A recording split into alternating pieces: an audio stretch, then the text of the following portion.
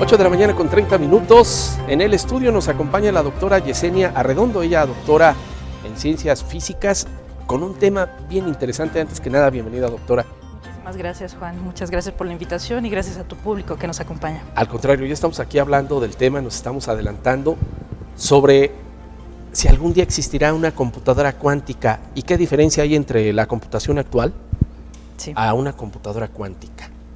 De hecho, hay dos, al menos en el área que yo trabajo, puedo hablar de computadoras cuánticas en dos sentidos. Número uno, ¿cómo funcionan nuestras computadoras? Nuestras computadoras funcionan a través de un lenguaje que se le llama lenguaje binario, porque son combinaciones de ceros y unos. Sí, de hecho, toda nuestra electrónica está basada precisamente en ese lenguaje. Cero significa, por ejemplo, pasa la corriente, uno no pasa la corriente, o viceversa. Y la combinación de esa corriente eléctrica, esos cambios de corriente eléctrica a través de, por supuesto, los transistores, procesadores, todo eso es lo que nos permite, por ejemplo, tener una imagen en la pantalla de nuestro smartphone, de nuestra computadora. En el caso de la computación cuántica, por ejemplo, los discos duros de nuestra computadora, en nuestra laptop, en nuestra computadora de escritorio, funcionan a través de lectura y escritura de información. Y de hecho, el disco duro pues tiene una forma, es un disco, pero está hecho de un material especial que se puede magnetizar. Y hay un cabezal que escribe y lee la información. Ese cabezal, por ejemplo, manda la información y la información se escribe en términos de también ceros y unos, pero que son magnéticos. En ese sentido nos recuerda mucho a un tornamesas de los que antes utilizábamos o que ahora se les conoce mucho a los DJs.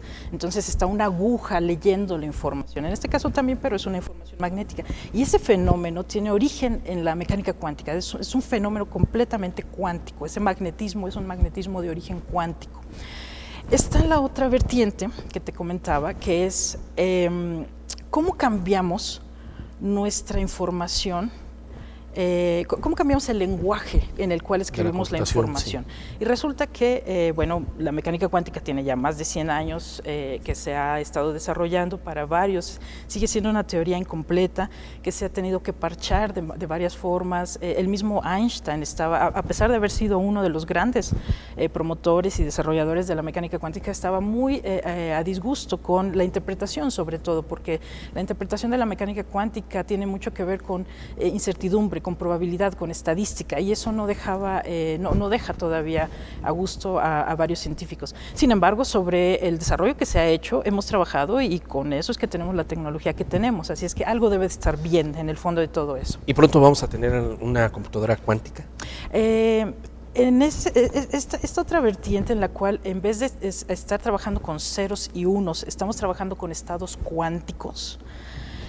Es sobre lo que se tiene ahorita la mayor parte de investigación, por lo que esto implicaría, es decir, una mayor capacidad de procesamiento con mucho menos equipo, digamos, no necesitaríamos tener grandes equipos, aparatos. Sí. Sin embargo, para mantener los estados cuánticos de la materia, quizás se necesita al principio una gran infraestructura, pero la capacidad de cómputo que eso significaría es exponencialmente creciente. Con la nanotecnología se podría ir trabajando en conjunto para ir desarrollando equipos más pequeños. Exactamente, de hecho la nanotecnología ha sido nuestro primer laboratorio de mecánica cuántica.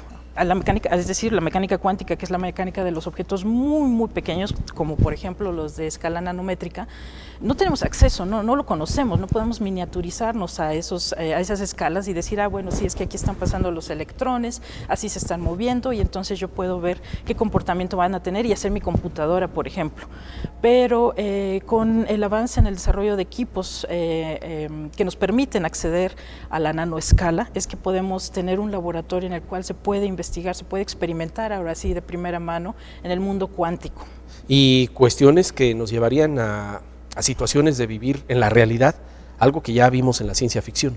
Así es, una de las grandes esperanzas que se tiene en la computación cuántica es la siguiente, la teletransportación, ¿sí? La computación cuántica, sí, el término como típicamente se utiliza, se refiere a la información a larga distancia, a una gran distancia. Es decir, si yo genero en este momento aquí dos sistemas cuánticos, ellos van a estar entrelazados, y esa era una idea que no le gustaba mucho a Einstein. Y si yo me llevo uno de estos sistemas muy lejos en la galaxia, la información que yo esté viendo del sistema que se quedó aquí, entonces me dará información también acerca del sistema que se fue muy lejos. De hecho, esto es bastante real. De hecho, este año precisamente hubo un satélite chino que se puso en órbita y desde el cual se pudo establecer el entrelazamiento cuántico entre dos pedazos de información óptica entre este satélite y la Tierra, y bueno, se reportó un artículo en el cual se dice que esta información cuántica se transmitió a lo largo de 1200 kilómetros. Entonces, el hecho de que podamos modificar información muy lejos, modificando un sistema que está localmente, es lo que nos lleva a la idea de teletransportación, ¿no? De mandar información demasiado lejos, y quizás esa información pueda incluir precisamente de lo que nos hace seres humanos. Bueno, a lo mejor es una burda comparación, una burda analogía, pero podríamos decir que la computadora cuántica con la computación actual es como comparar una calculadora normal a una calculadora científica. De hecho, una calculadora normal, de hecho yo lo pondría en estos términos, mi tabla de multiplicaciones con el proyecto de supercómputo de la UNAM. Sí.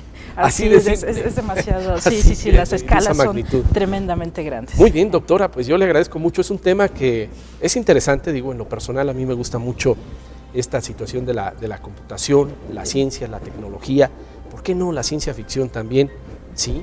La realidad que podríamos estar viviendo de lo que ya vimos en películas o vimos en algunas series llevarlo a la vida real. Es interesante. Hay grupos en México que lo están desarrollando, o sea, esto no es algo que se escuche solamente de China, de Europa, de México, de Estados Unidos. En México, de hecho, hay una división, hay un grupo que se llama División de Información Cuántica de la Sociedad Mexicana de Física. Entonces ellos reúnen a expertos científicos de todo el país que están trabajando en este tema. Qué bueno. La doctora Yesenia Redondo, ella viene de la Escuela Nacional de Estudios Superiores de la UNAM, ahí el campus de Morelia, y le agradecemos mucho. Semana tras semana estamos platicando con los profesionistas, con los científicos de este interesante centro que está ubicado aquí en Morelia. Y esto es lo más interesante, que lo tenemos aquí en la capital. Doctora, muchas gracias. Muchísimas Esperamos gracias, tener Juan. una segunda oportunidad para platicar de estos temas interesantes. Con mucho gusto. Buen día. Gracias, buen día. Son las 8 de la mañana con 38 minutos. Volvemos después de la pausa.